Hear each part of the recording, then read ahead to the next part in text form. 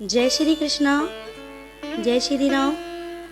आज हम फाल्गुन मास शुक्ल पक्ष की एकादशी आमल की एकादशी का महत्व और उसकी व्रत कथा सुनेंगे। धर्मराज युधिष्ठिर बोले, हे जनार्दन, आपने फाल्गुन के कृष्ण पक्ष की विजया एकादशी का सुंदर वर्णन करते हुए सुनाया। अब आप फाल्गुन मास के शुक्ल पक्ष की एकादशी का क्या नाम है तथा उसकी विधि क्या है, कृपा करके मुझे बताइए। श्री भगवान बोले, हे राजन, फाल्गुन मास के शुक्ल पक्ष की एकादशी का नाम आमल की एकादशी है।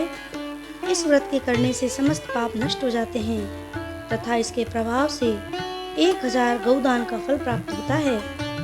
इस व्रत के करने से समस्त पाप नष्ट हो जाते हैं।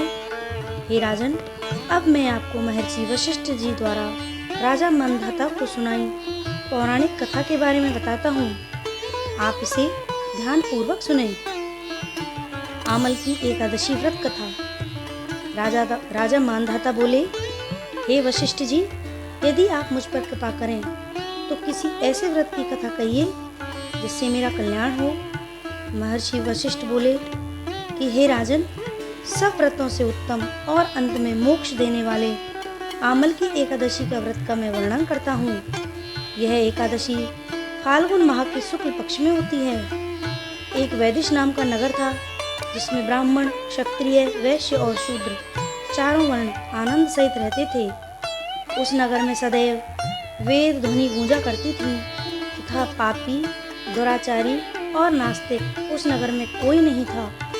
उस नगर में चैत्रथ नाम का चंद्रवंशी राजा राज्य करता था।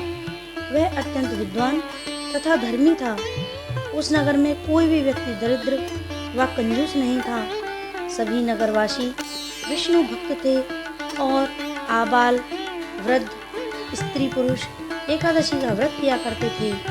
एक समय फाल्गुन मास के शुक्ल पक्ष की आमल की एकादशी आई। उस दिन राजा, प्रजा तथा बाल वृद्ध सब ने हर्षपूर्वक व्रत किया।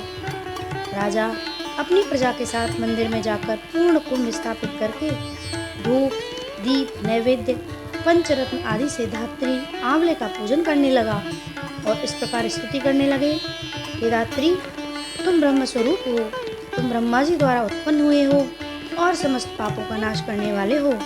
तुमको नमस्कार है। अब तुम मेरा अर्घ्य स्वीकार करो। तुम श्री रामचंद्र जी द्वारा सम्मानित हो। मैं आपकी प्रार्थना करता हूँ, अतः आप मेरे समस्त पापों का नाश करो। उस मंदिर में सबने रात्रि को जागरण किया।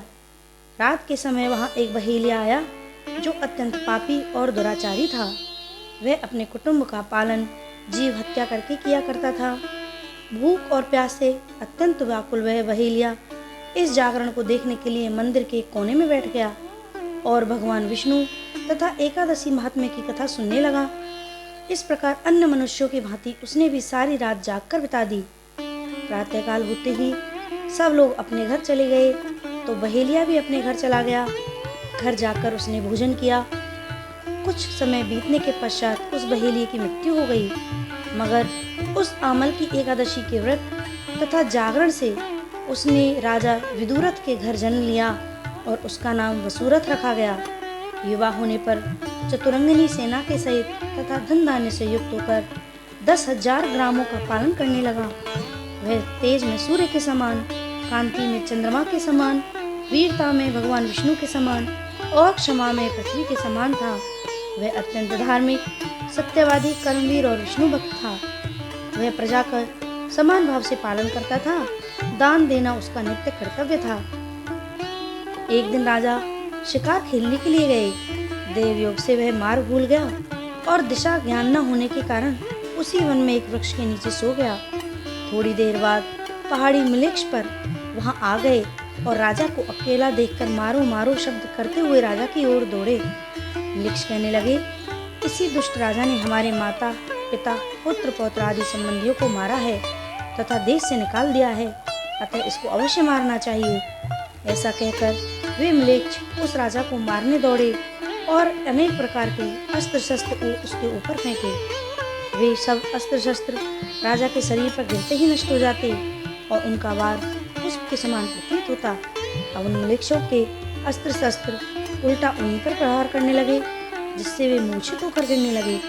उसी समय राजा के शरीर से एक दिव्य स्त्री उत्पन्न हुई। वह स्त्री अत्यंत सुंदर होते हुए उसकी भ्रुकुटी टेढ़ी थी, उसकी आंखों से लाल लाल अग्नि निकल रही थी, जिससे वह दूसरे काल के समान प्रतीत होती थी। वही स्त्री मलेच्छों को मारने दौड़ी और थोड़ी ही देर में उसने सब मलेच्छों को काल के गाल में पहुंचा दिया। जब राजा सोकर उठा तो उसने मलेच्छों को मरा हुआ देखकर कहा, इन शत्रुओं को किसने मारा है? इस वन में मेरा कौन है, कैसी रहता है? वह ऐसा विचार कर ही रहा था कि आकाशवाणी हुई, हे राजा, इस संसार में भगवान विष्णु के अतिरिक्त और कौन तेरी सहायता कर सकता है? इस आकाशवाणी को सुनकर राजा अपने राज्य में आ गया और सुखपूर्वक राज्य करने लगा। महर्षि वशिष्ठ बोले, हे राजन, यह आमल की एकादशी के व्रत का प्रभाव था। जो मनुष्य इस आमल की एकादशी का व्रत करता है वे प्रत्येक कार्य में सफल होता है और अंत में विष्णु लोक को जाता है। इस आमल की एकादशी को ब्रज में रंगभरनी एकादशी, श्रीनाथ जी में कुंज एकादशी तथा खाटू नगरी में खाटू एकादशी भी कहा जाता है। इस एकादशी में आंवले के वृक्ष की पूजा की जाती है। तो ये है आमल की एकादशी की व्रत कथा और उसका महत्व। श्री हरि विष्णु।